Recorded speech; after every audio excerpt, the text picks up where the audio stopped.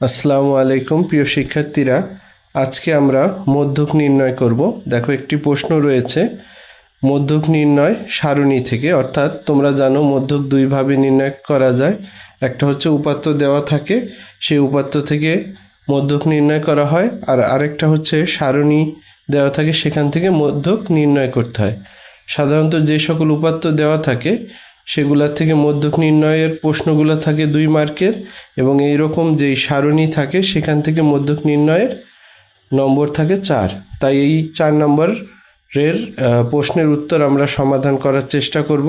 দেখো, এখানে বলা আছে নবম শ্রেণীর 40 জন শিক্ষার্থীর গণিতে প্রাপ্ত নম্বরের গণসংখ্যা নিবেশন সারণী নিম্নরূপ।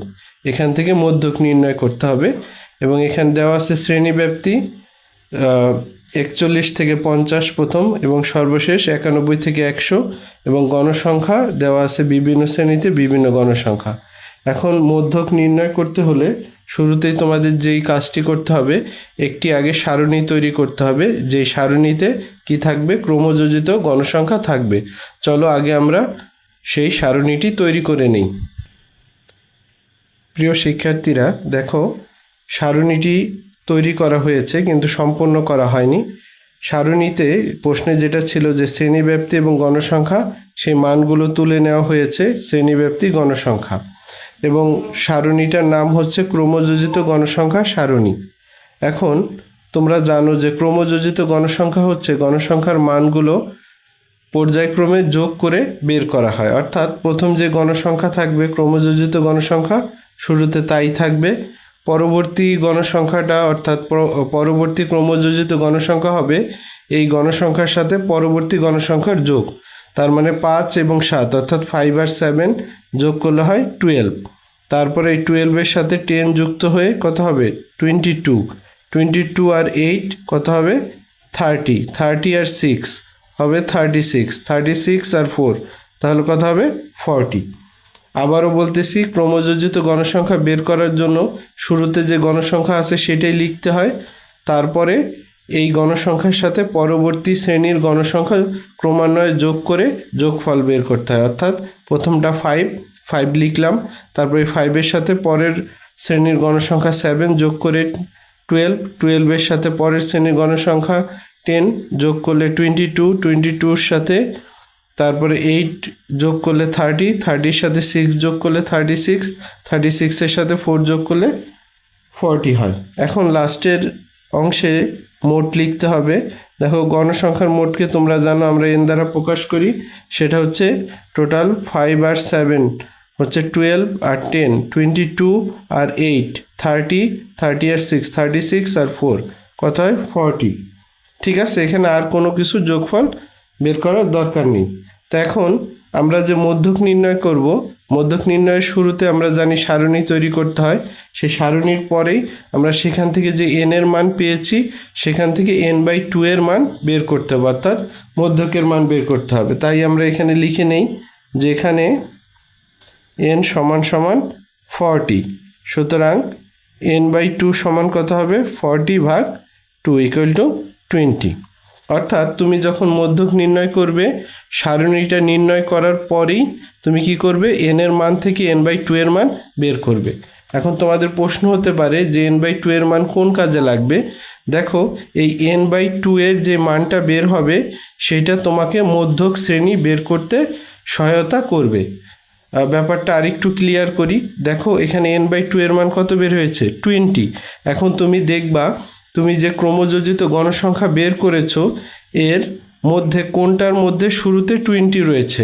তাই উপর থেকে শুরু করবা, যে 5-এর মধ্যে তো 20 নাই, কারণ 5 20-র থেকে ছোট। তারপরে ক্রমযোজিত গণসংখ্যা হচ্ছে 12-এর মধ্যেও কি 20 থাকে না, কারণ 12 হচ্ছে 20-র থেকে ছোট।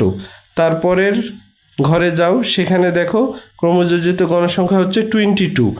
দেখো, এই 22 এর মধ্যে কি আছে, অবশ্যই 20 আছে, কারণ 20, তারপর 21, 22।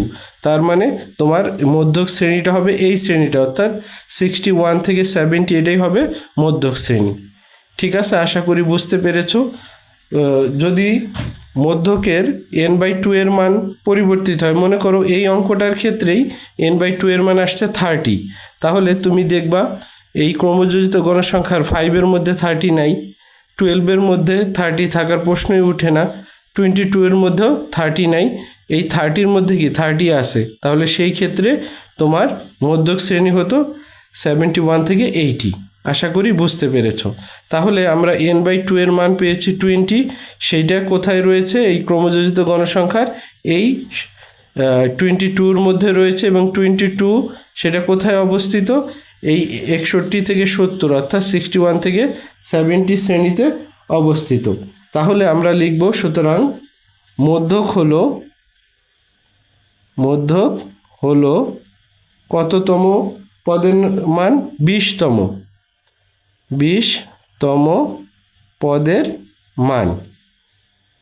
পদের মান, যা কোন শ্রেণীতে অবস্থিত, দেখো মধ্যকটা 61 থেকে 70, যা 61 থেকে 70 শ্রেণীতে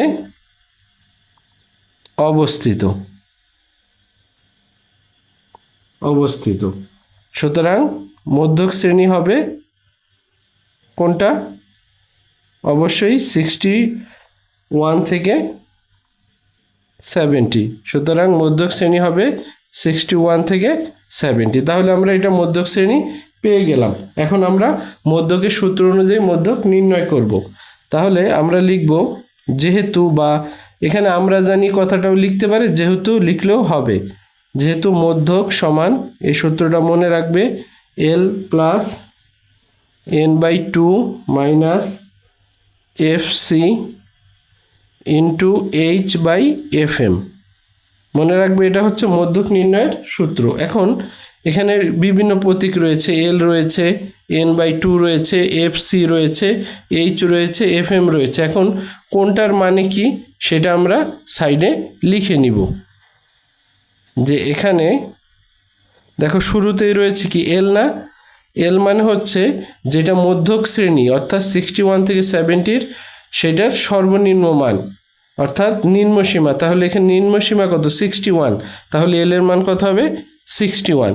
আর n/2 সেটা কত বের করেছো, n/2 দেখো 20, n/2 হচ্ছে 20। তারপর এখন হচ্ছে FC। আসলে FCটা কি বোঝায়, FC হচ্ছে তোমার যেইটা মধ্যক শ্রেণী অর্থাৎ মধ্যক শ্রেণী কত 61 থেকে 70, সেই শ্রেণীর আগের শ্রেণীর ক্রমযোজিত গণসংখ্যা। অর্থাৎ FC হচ্ছে তোমার যেটা মধ্যক শ্রেণী বের হবে সেই শ্রেণীর আগের শ্রেণীর ক্রমযোজিত গণসংখ্যা। তো দেখো তোমার এটা হচ্ছে মধ্যক শ্রেণী, এই শ্রেণীর ক্রমযোজিত গণসংখ্যা কত 22 বা 22, এর আগেরটা কত 12, অর্থাৎ FC হবে 12। ঠিক আছে।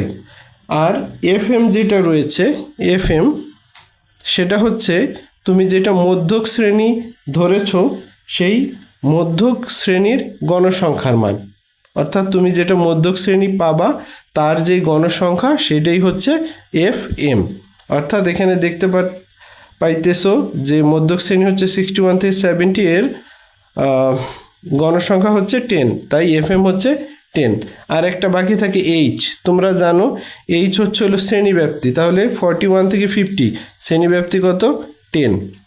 ঠিক আছে। এখন এই মানগুলো বসে আমরা সমাধান করব। তাহলে L এর মান 61 প্লাস n/2 এর মান 20 মাইনাস FCর মান 12 ইন্টু H এর মান কত 10, আর FM এর মান কত, FM এর মানও হচ্ছে 10। আচ্ছা, তাহলে 61 প্লাস দেখো 20 থেকে ব্র্যাকেটের ভিতরে বিয়োগ আছে, 20 থেকে 12 গেলে হয় 8 ইন্টু 10/10। এখন 61 প্লাস তুমি 10 যদি কাটো তো ভাগফল হয় 1, তাহলে এখানে থাকে কত 8 ইন্টু 1, তার মানে 8, তাহলে 61 প্লাস 8 কত হয় 69। এটাই হচ্ছে মধ্যক, এটাই অ্যান্সার। আবারও বলতেছি, সূত্রটা বসায়া যে মানগুলো আছে সেই মানগুলো বসিয়ে দিবে, বসিয়ে তারপর এখানে বিয়োগ আছে, বিয়োগ ফল বের করলাম, গুণের গুণ, এখানে ভাগ আছে 10 দিয়ে 10কে ভাগ করলে ভাগফল 1 থাকে। তারপরে লাইনে দেখো 61-এর 61 প্লাসের প্লাস আর 8 ইন্টু 1, তাহলে কত হয় 8 একে 8, তাহলে 61-এর সাথে 8 অর্থাৎ 61-র সাথে 8 যোগ করলে কত হয় 69 অর্থাৎ 69। এটাই হচ্ছে মধ্যক। সুতরাং নির্ণেয় মধ্যক সমান 69। আশা করি বুঝতে পেরেছ। তো তোমাদের সুবিধার্থে আবারও বলতেছি, সারণী থেকে মধ্যক নির্ণয় করতে হলে আগে ক্রমযোজিত গণসংখ্যা সারণী তৈরি করবে, সেখান থেকে n/2 বের করবে। n/2 এর মান যেটা বের হবে সেটা তুমি ক্রমযোজিত গণসংখ্যার মধ্যে খুঁজবে যে কোন শ্রেণীতে রয়েছে। দেখো 20 বের হয়েছে, 20 কত 22-র মধ্যে রয়েছে, অর্থাৎ এটা হবে মধ্যক শ্রেণী। তারপর সেই অনুযায়ী যেই মানগুলো আসবে, যেখানে এল লাগবে তোমার, n/2 লাগবে, এফসি লাগবে, এফএম লাগবে, এইচ লাগবে। তাহলে এলটা কি? এল হচ্ছে তোমার যেটা মধ্যক শ্রেণী সেটার নিম্নমান, আর n/2 তো তুমি বের করেছো 20, আর এফসি হচ্ছে তুমি যেটা মধ্যক শ্রেণী পাবে তার উপরের শ্রেণীর ক্রমযোজিত গণসংখ্যা, আর এফএম হচ্ছে যেটা মধ্যক শ্রেণী সেইটার গণসংখ্যা, অর্থাৎ এফএম হচ্ছে মধ্যক শ্রেণীর গণসংখ্যা আর এফসি হচ্ছে তার আগের শ্রেণীর ক্রমযোজিত গণসংখ্যা, এটা যাতে ভুল না হয়। আর এইচ হচ্ছে শ্রেণীব্যাপ্তি। দেখো প্রত্যেক ক্ষেত্রে শ্রেণীব্যাপ্তি বা শ্রেণী ব্যবধান 10 করে। এভাবেই অঙ্কটা সমাধান করবে। এই নিয়মে তুমি যে কোনো প্রশ্নের মধ্যক নির্ণয় করতে পারবে। আশা করি প্রশ্নটির সমাধান বুঝতে পেরেছ। ধন্যবাদ সকলকে।